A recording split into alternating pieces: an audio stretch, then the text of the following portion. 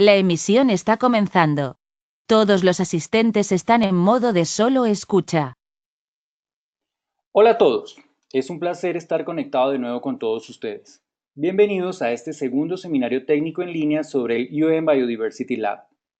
Hoy nos enfocaremos en las características avanzadas del UN Biodiversity Lab y en cómo puede utilizar datos espaciales y mapas para tomar decisiones en conservación y apoyar la implementación de su estrategia de biodiversidad.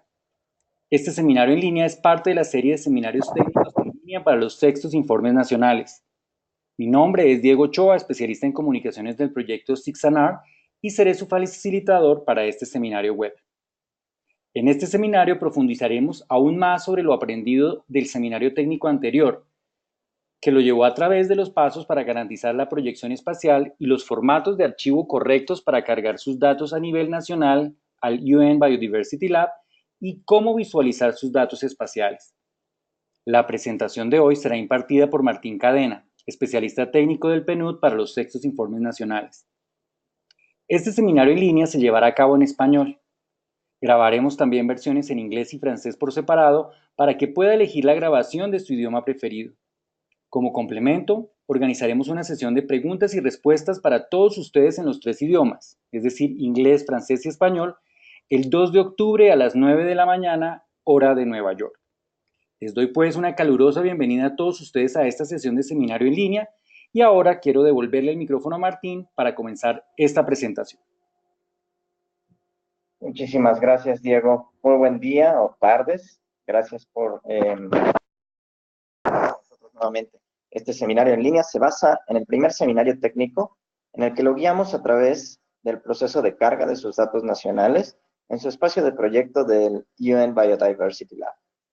Hoy comenzaremos examinando algunas de las funcionalidades más avanzadas de la plataforma que no tuvimos tiempo para analizar la vez pasada.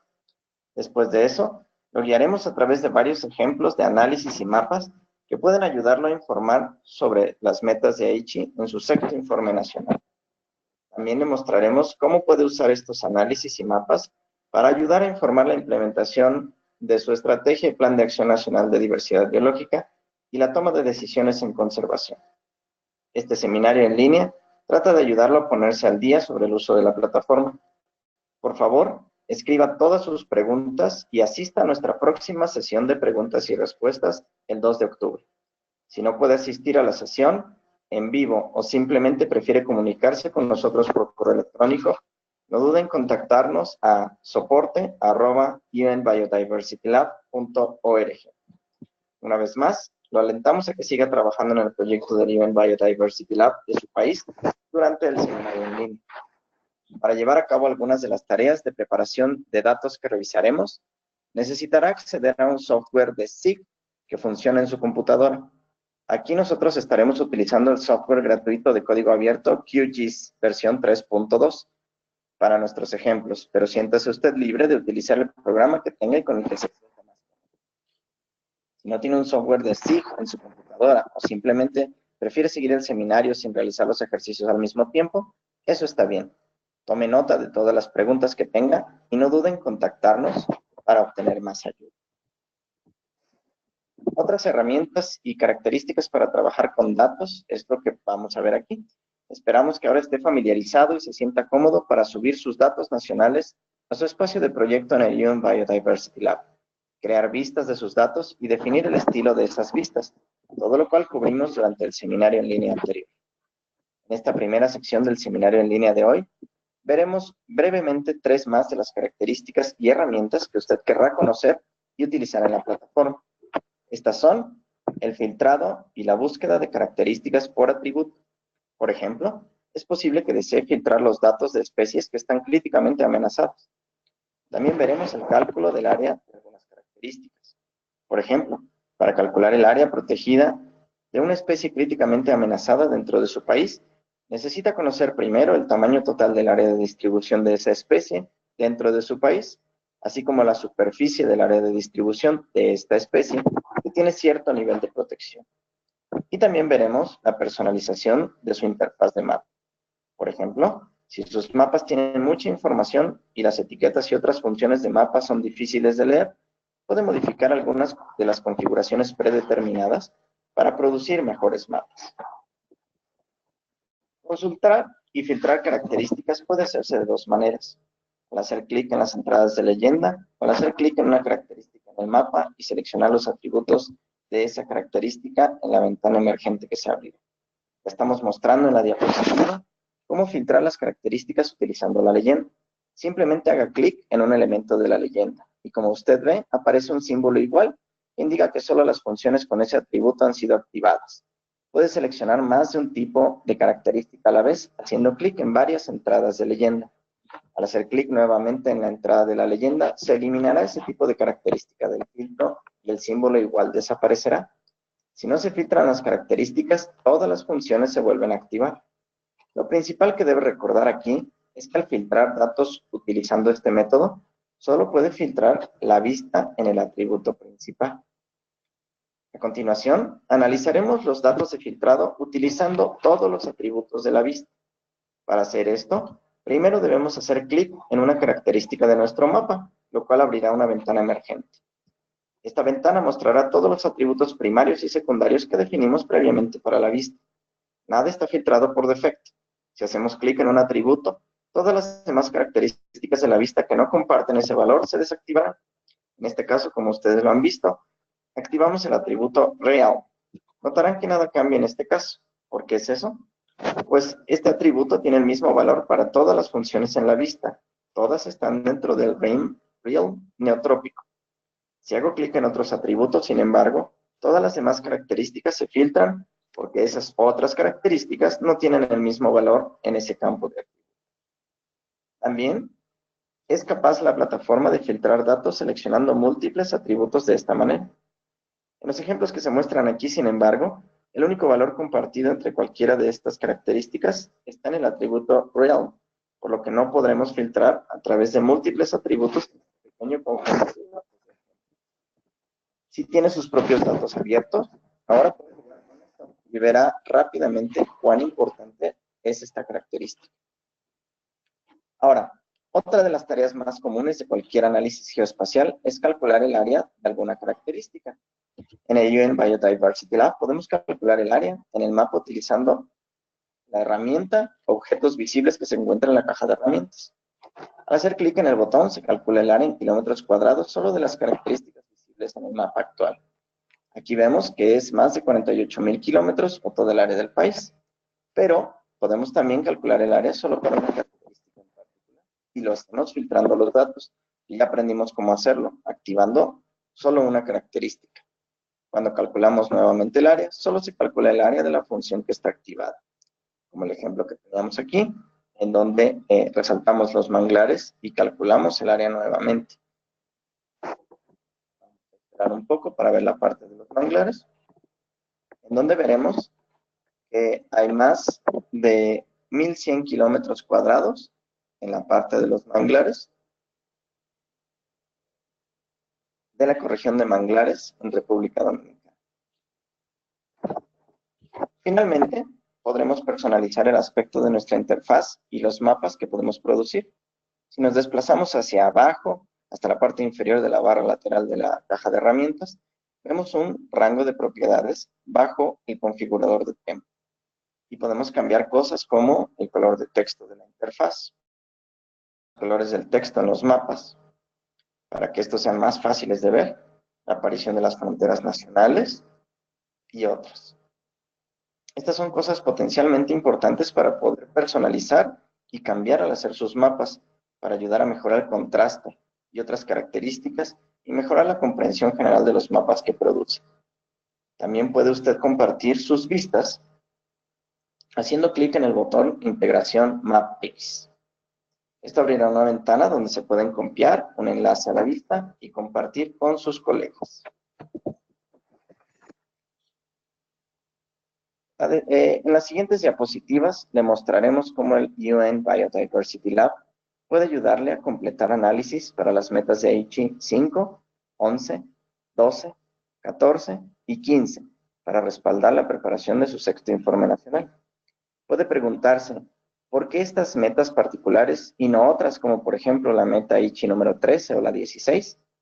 Bueno, Estas 5 metas, las mencionadas anteriormente, están relacionadas explícitamente con datos espaciales e igualmente importante, con los datos espaciales disponibles. Dado que la mayoría de ustedes primero informarán sobre sus propios objetivos antes de evaluar su contribución nacional a las metas de Aichi, nuestra intención es mostrarle cómo usar los indicadores nacionales para medir el impacto de las acciones y actividades que ha emprendido. Esto constituirá un conjunto sólido de datos espaciales que se integrarán a su sexto informe nacional. Dado que el sexto informe nacional es un elemento clave para resaltar las brechas y esfuerzos necesarios en la conservación, en muchos de estos casos, los análisis que mostraremos también se pueden utilizar como información de línea de base para guiar la implementación de las estrategias y planes de acción nacionales en diversidad biológica y la toma de decisiones adicionales en conservación. En este seminario en línea, nos centraremos en cómo y dónde se pueden incluir los datos en su sexto informe nacional. Tengan en cuenta que no todos los ejemplos y análisis que vamos a ver aquí se pueden calcular en el UN Biodiversity Lab actualmente. Sin embargo, estamos trabajando para integrar estas nuevas funcionalidades en la plataforma y en seminarios futuros le mostraremos específicamente cómo estas herramientas pueden apoyar la implementación de sus estrategias y planes de acción de biodiversidad. Vamos con el primer ejemplo. Y esto es la meta de Aichi número 5. Esta meta especifica que para el 2020 la tasa de pérdida de todos los hábitats naturales, incluidos los bosques, se reducirá al menos a la mitad y cuando sea factible se acercará a cero, y la degradación y la fragmentación se reducirán significativamente. En esta sección vamos a ver el cálculo de la tasa de pérdida de bosques en Camboya, utilizando los datos de cambio de la cobertura forestal calculados por Matt Hansen y colegas. Podemos acceder a los datos de cobertura forestal de Hansen buscando y activando la vista Global Forest Cover 2000. Para aquellos que no están familiarizados con estos datos, esta cobertura nos muestra el porcentaje de cobertura del dosel en cada uno de los 30 millones de píxeles del año 2000. El verde intenso aquí significa un dosel más cerrado. Comúnmente los píxeles con más del 30% de cobertura del dosel se consideran bosque. También, como ya vieron, activaremos la vista cobertura global forestal, año de pérdida 2000-2017. Estos datos muestran el año en que se perdió un píxel entre 2001 y 2017. Mientras más roja esté una celda, más recientemente se habrá perdido un píxel del bosque. Podemos ver que hay áreas forestales importantes en Camboya que se han perdido en los últimos 17 años. Ahora lo que queremos saber es cuánto y cuál es la tasa de pérdida. Y para hacer esto, vamos a referirnos a los datos calculados en el Google Cloud por Global Forest Watch. Vamos a hacer clic en el botón Dashboard y seleccionar nuestro país de interés. En este caso, es Camboya. Tomará algunos segundos, pero esto calculará el área de bosque que se ha perdido en Camboya entre 2000 y 2017. Y se mostrará esta área en un mapa a la derecha, como lo están viendo ahora, y se trazarán esos datos en un gráfico para nosotros en la parte izquierda. Tengan en cuenta que puede cambiar la cobertura del dosel que se usa para definir el bosque. En esta ocasión, lo vamos a cambiar al 10%. Lo que significa que somos más liberales en nuestra definición de qué es el bosque. Vamos a hacer ahora una captura de pantalla de esta vista. Esto depende del tipo de navegador que usted utilice, el cómo se puede hacer. También podemos calcular la pérdida de bosque dentro de áreas protegidas, seleccionando áreas protegidas en la opción categoría de termo. Vemos que también se ha producido una gran cantidad de pérdida dentro de las áreas protegidas. Y aquí también tomaremos una captura de pantalla. Finalmente, podemos tomar el mapa que hicimos en el UN Biodiversity Lab y combinarlo con las tasas calculadas de pérdida de bosque del Global Forest Watch y crear algo así como el mapa aquí, mostrando tanto las tasas de pérdida de bosques en Camboya como su ubicación espacial. Pasemos al siguiente ejemplo, y esto es la meta de Aichi número 11. Esta especifica que para el 2020, al menos el 17% de las áreas terrestres y de las aguas interiores y el 10% de las zonas marinas y costeras especialmente las áreas de particular importancia para la biodiversidad y los servicios de los ecosistemas, se conservan a través de una administración eficaz y equitativa. Uno de los principales indicadores que los países deben informar sobre la Meta 11 es la cobertura protegida de hábitats importantes y otros ecosistemas que se encuentran dentro de su país. En lugar de basar estos objetivos en datos ecosistémicos de ubicación de alta resolución, es común utilizar los datos de las ecorregiones como el mejor objetivo para el cálculo de este indicador. Afortunadamente, la cobertura de protección de cada ecorregión a nivel mundial está siendo calculada por la Periodicidad Digital para Áreas Protegidas, o DOPA. El nombre de la vista, como ustedes ya lo ven, es la Protección de Ecorregiones Terrestres 2018. Podemos acceder a este conjunto de datos en el UN Biodiversity Lab. Es la vista que estamos revisando en el video, con la actualización más reciente en abril 2018. También se calcula el cambio en la protección desde 2016. Sin embargo, es posible que vea un problema importante en esto. El indicador de porcentaje de ecorregiones protegidas se calcula, por supuesto, a nivel de ecorregiones, mientras que los países informan a nivel nacional. Si una ecorregión cae completamente dentro de su país, entonces no hay problema, y uno simplemente puede extraer el porcentaje de valor protegido de cada característica. Pero, ¿qué sucede cuando una ecorregión cruza las fronteras nacionales? No podemos suponer que el porcentaje de protección sea espacialmente uniforme en todos los países que contienen esa ecorregión. Aquí estamos viendo aproximadamente un 2.8 de cobertura protegida para toda la ecorregión de matorral espinoso. Sin embargo, podemos ver en el video que aparece que hay más áreas protegidas en los bosques de matorral espinoso en Sri Lanka que en el resto de la ecorregión en India. Si activamos solo las ecorregiones, podemos ver esto más claramente. Pensemos en esto de otra manera. Si su país no tiene protección de una ecorregión dentro de sus fronteras nacionales, sin embargo, su vecino protege el 100% de esa ecorregión dentro de sus fronteras. O si la extensión total de una ecorregión cae 50-50 entre sus dos países, los datos de DOPA le informarán que el porcentaje de protección en su país es del 50%, pero sabemos que ese no es el caso. En los casos en los que una ecorregión no esté completamente contenida dentro de sus propias fronteras nacionales, necesitamos saber dos cosas para calcular el porcentaje de protección de la porción de esa ecorregión que ocurre dentro de su país. En primer lugar, el área de la porción de la ecorregión dentro de su país. Y por supuesto, el área que está protegida de esa ecorregión también dentro de su país. Las herramientas para llevar a cabo estas superposiciones de varias capas más complejas no están completamente desarrolladas en el UN Biodiversity Lab aún, pero estarán disponibles en octubre del 2018. Mientras tanto, la asistencia está disponible mientras finalizamos el desarrollo de esta herramienta para ustedes. Una cosa más que debe tenerse en cuenta rápidamente cuando se realizan análisis que se calculan a lo largo de un límite nacional es la fuente de límite nacional que producirá diferencias en los cálculos realizados. No se esperan diferencias grandes, pero sí serán diferentes. Esto también es importante de tener en cuenta cuando se realizan análisis de ecosistemas costeros, como manglares o pastos marinos, ya que los datos a menudo no se alinearán con los polígonos de límites marinos o de extensión marina, e incluso pueden estar completamente fuera, lo que sesgará los resultados.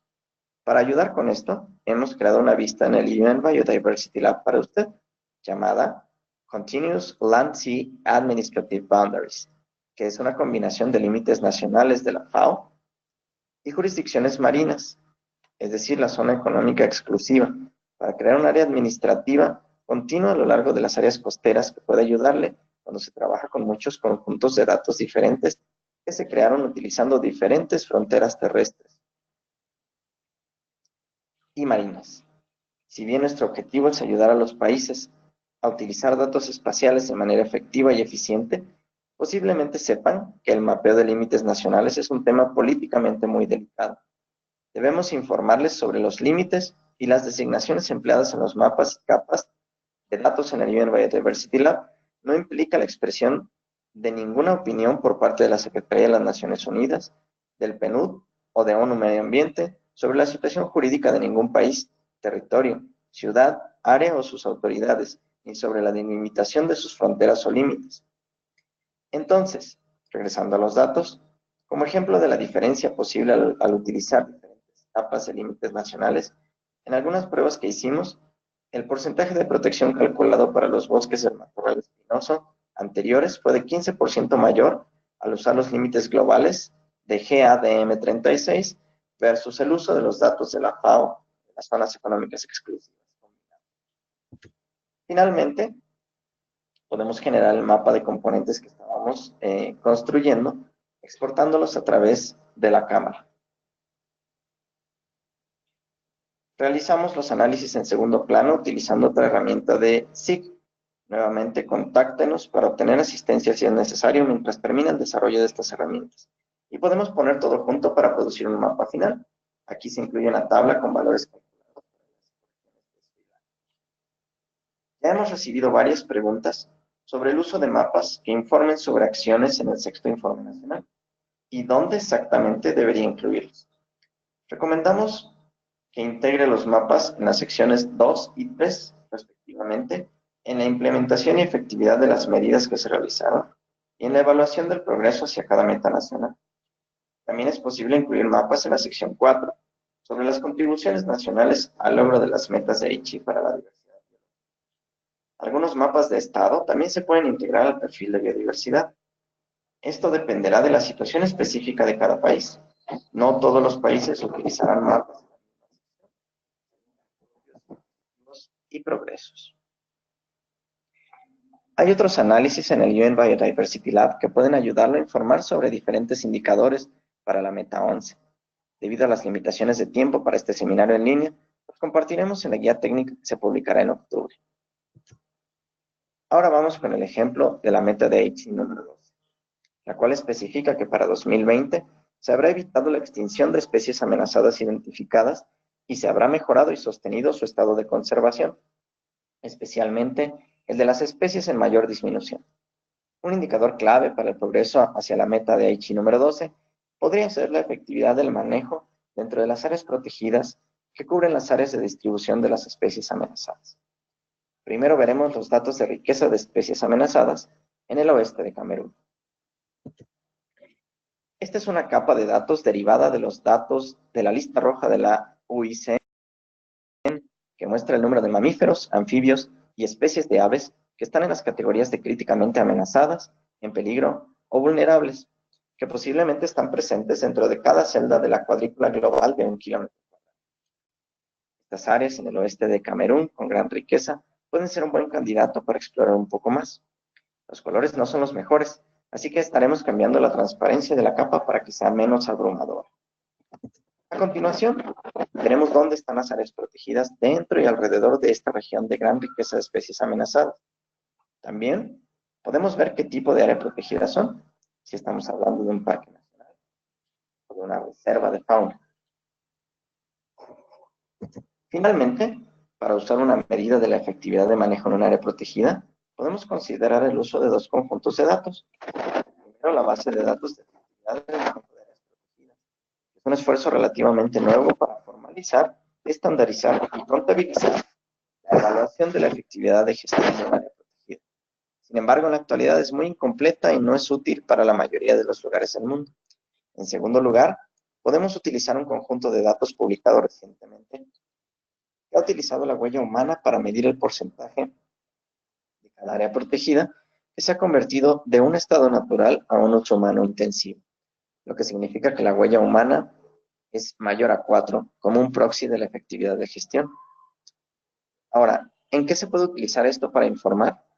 La mayoría de los países, si no todos, tienen objetivos e indicadores para prevenir la extinción.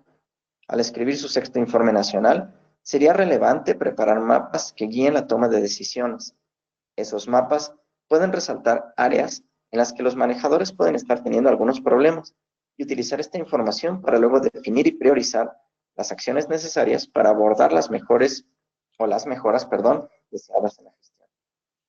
Al igual que con la meta 11, hay otros análisis en el UN Biodiversity Lab que pueden ayudarlo a informar sobre diferentes indicadores que no tenemos tiempo para cubrir hoy. Sin embargo, los compartiremos en la guía técnica que se lanzará en octubre. Siguiendo con los ejemplos, toca ahora el turno de la meta de Aichi número 14, que especifica que para el 2020, los ecosistemas que brindan servicios esenciales, incluidos los relacionados con el agua, y que contribuyan a la salud, los medios de subsistencia y el bienestar se restauran y salvaguardan. Una forma de informar sobre el progreso hacia la meta 14 es evaluar la gestión de las áreas que son importantes para la provisión de servicios ecosistémicos. Este objetivo es especialmente importante, ya que vincula los servicios ecosistémicos con las partes más vulnerables de la población, como podrían ser las comunidades indígenas, las mujeres, las comunidades locales y la gente en pobreza. Por lo tanto, se puede utilizar estos mapas para crear una correlación entre los datos sociodemográficos y las actividades de conservación. Aquí estamos observando un área en el este de África. Vamos a activar una vista llamada Tierras Protegidas Aguas Arriba, que muestra el porcentaje de tierras altas en una cuenca hidrográfica que se encuentran en un área protegida. Estas son áreas importantes para el suministro de agua, ya que a menudo se encuentran en zonas altas donde la precipitación es mayor y contribuyen significativamente al suministro de agua a los usuarios intermedios. En el caso que estamos viendo aquí, estas áreas protegidas contribuyen al suministro de agua para la ciudad de Dar es Salaam, en Tanzania. Podemos hacer clic en la cuenca, para ver que poco más del 27% de la cuenca de Ruvu, del río Ruvu, se encuentra dentro de un área protegida. Pero, ¿están protegiendo áreas clave aguas arriba como áreas con bosque intactos o áreas de alta precipitación?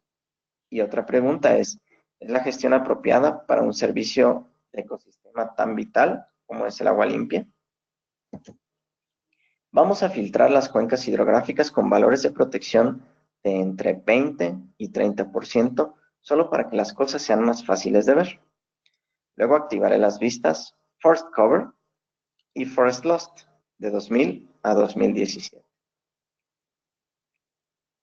Podemos ver que algunas áreas de la cuenca tienen bosques de muy alta densidad, mientras que otras no. También podemos ver que recientemente ha habido una pérdida significativa de bosques. Aquí el cambio de color de amarillo a rojo indica que recientemente se perdió el bosque. Vamos a hacer clic en la cuenca del río Ruvu y filtrar todas las demás características, solo para que podamos ver claramente la cuenca misma. Vamos a activar la vista de las áreas protegidas, las áreas protegidas mundiales, para ver dónde están estas áreas protegidas.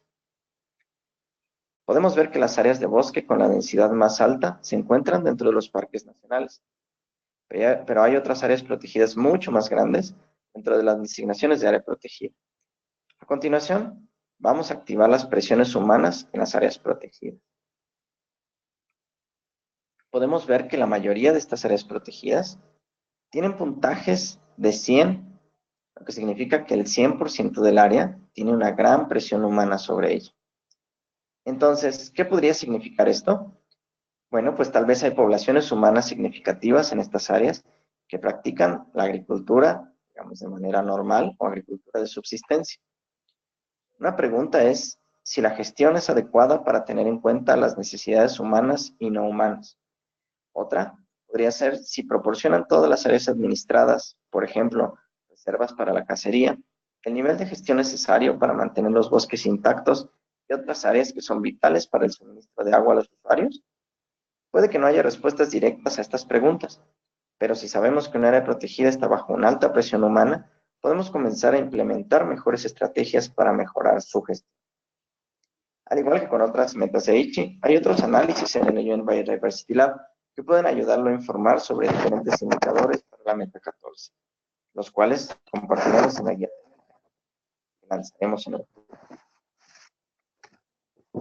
Ahora vamos a ver el ejemplo de la meta de Aichi 15. Esta especifica que para el 2020, la resiliencia de los ecosistemas y la contribución de la biodiversidad a las reservas de carbono se han mejorado mediante la conservación y restauración, incluida la restauración de al menos 15% de los ecosistemas degradados. Para mejorar la resiliencia, muchos de los países han establecido metas nacionales para la restauración de tierras degradadas y están realizando esfuerzos para restaurar los humedales, los bosques y las tierras de cultivo abandonadas.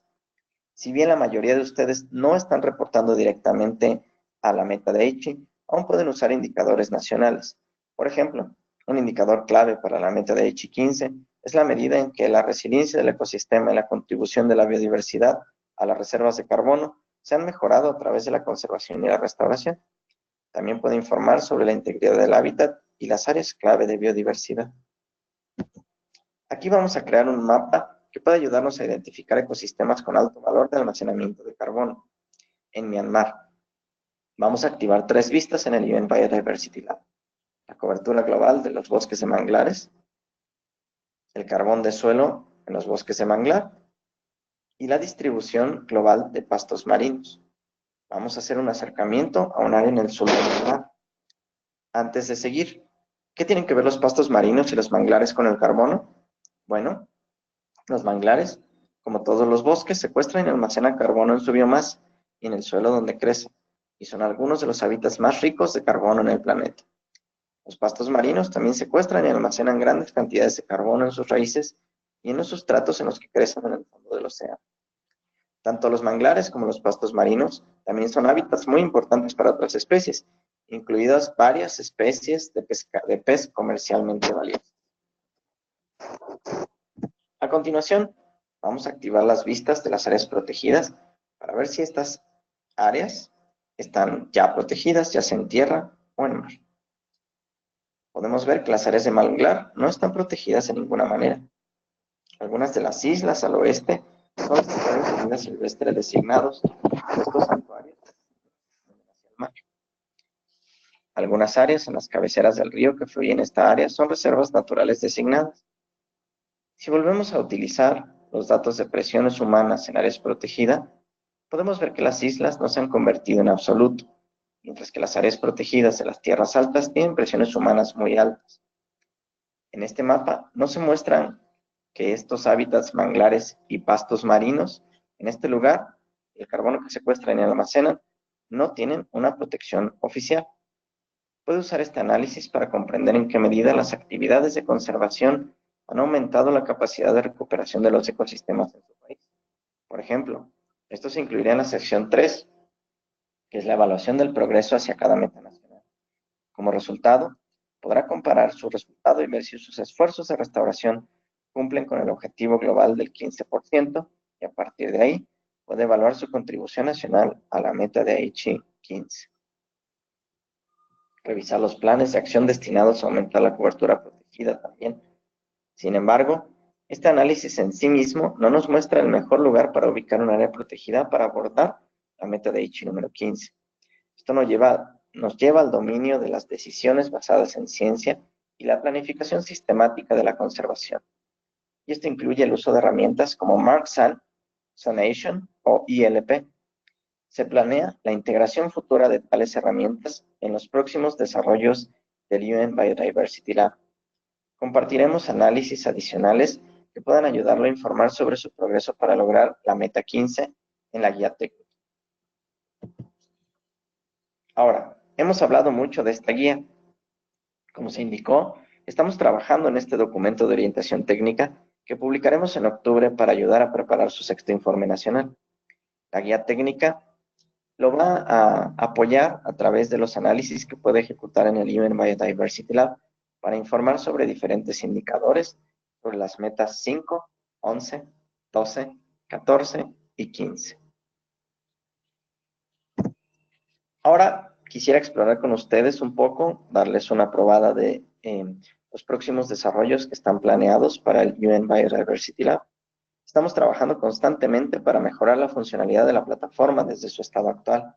Y estos desarrollos futuros incluyen integraciones de herramientas de planificación sistemática como las que ya mencionamos, MarkSan, ILP, análisis de costo-efectividad, que pueden usarse para diseñar redes de conservación eficientes y análisis de raster, descargas raster, proyecciones definidas por el usuario sobre cargas y descargas, mejora en la elaboración de mapas. Y también estamos abiertos a todas las sugerencias que ustedes tengan. Nuestro objetivo es crear una herramienta que pueda ayudar a los usuarios, por lo que nos encantará escuchar sus ideas sobre lo que resultaría útil. Finalmente, reiterarles que estamos aquí para apoyarles. Que no duden en ponerse en contacto con nosotros al correo que mencioné al principio, soporte@unbiodiversitylab.org. Con esto termino mi presentación y le devuelvo el micrófono a Diego. Muchas gracias, Martín, por la presentación y muchísimas gracias a todos por unirse hoy a este seminario técnico en línea. Como saben, publicaremos todas las presentaciones en el foro de Envisap y como complemento organizaremos una sesión de preguntas y respuestas para todos ustedes en los 3 idiomas, inglés, francés y español, el próximo 2 de octubre a las 9 de la mañana, hora de Nueva York.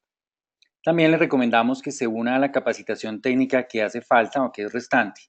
Acuérdense que con su registro para este seminario en línea, ustedes ya están registrados automáticamente para todos los seminarios de capacitación adicionales en esta serie. Acuérdense también que recibirán un correo electrónico en su bandeja de entrada el día del seminario con el enlace para unirse al mismo. Esperamos pues verlos el próximo martes 9 de octubre también, donde mostraremos cómo usar las historias basadas en mapas para comunicar el valor de la biodiversidad. Este es Diego Ochoa, les agradezco mucho y espero encontrarlos en una próxima emisión. Muchas gracias.